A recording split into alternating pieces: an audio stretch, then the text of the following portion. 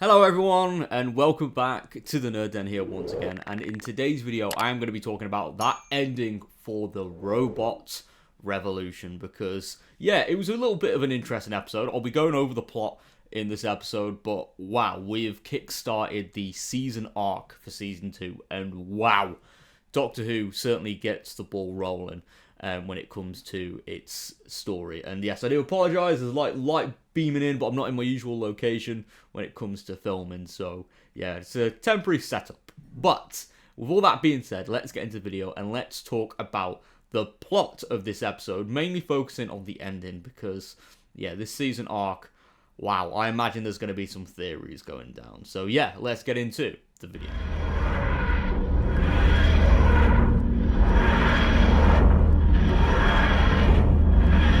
So, the episode kicks off with the Doctor trying to find out where Belinda Chandra is working, and obviously he arrives at the hospital and he's trying to get information on where she lives, etc. And as he does so, and he scans the hospital network with his sonic screwdriver, all the lights go out and he causes a little bit of chaos. And then Belinda is woken up during the night by some robots arriving at her house accommodation, and the Doctor arrives, but unfortunately he's too late. But he misses out not only on rescuing Belinda, but also Mrs. Flood, who turns around to the camera and breaks the fourth wall again and says that you've never seen me. Very interesting. And then the Doctor pursues the robot's rockets with his TARDIS, but something goes wrong and there's a time fracture. And it means that he's late for meeting Belinda and trying to rescue her by around about 6 months. So, during the episode, obviously, there's some revelations about the robots and essentially the AI generator that is trying to force Belinda into marrying it actually isn't AI, it's Al, aka Alan. He was Belinda's boyfriend in the past who proposed to her and was a little bit controlling towards her. And essentially, yeah, he's trying to force and control Belinda into marrying her. And essentially, their marrying would unify the humans and the robots.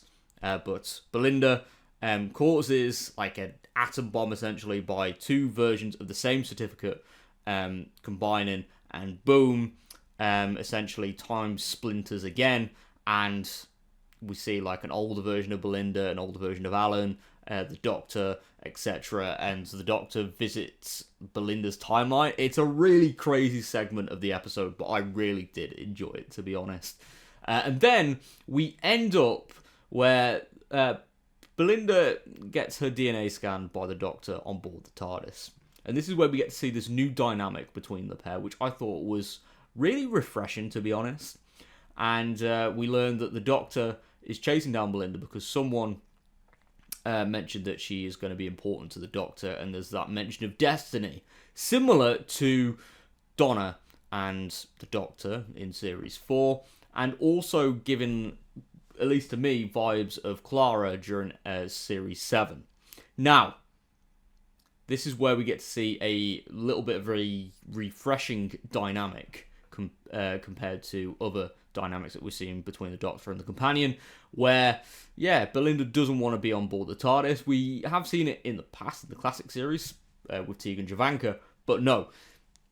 Yeah, Belinda does not want to be on board the TARDIS whatsoever, and she kind of says to the Doctor, like, I want to go home, I don't want to participate in any adventures, I just want to live my life, etc., which is completely fair. And when the Doctor tries to take her back to the 24th of May, 2025, the TARDIS isn't having it, and the TARDIS actually keeps on getting propelled from landing in that time zone. And as the Doctor looks out, the TARDIS is actually stuck between the planet of Miss Belinda Chandra 1 and Earth. So the Doctor mentions about travelling home the long way round, and as the camera pulls away, there's bits of rubble from Earth's history, such as the Star Certificate, there's the Eiffel Tower, there's a London taxi, and like rubble that's associated with Earth. So who knows what's going on, but definitely there is a god at play, because when the TARDIS is trying to leave, we hear that mysterious sound that was played when Sutek was latched onto the TARDIS. Now, I don't think this is Sutek, but I think this is just a sound to signify that there is a higher power that is attached to the TARDIS. So, which god it is, who knows? But is Mrs. Flood involved? More than likely. So, yeah, very interesting, and I absolutely can't wait to see what happens next week. But with all that being said, thank you so much for tuning into today's video. If you are new around here, please click that like button and subscribe for more nerdy content, and let me know what you thought of the episode down below.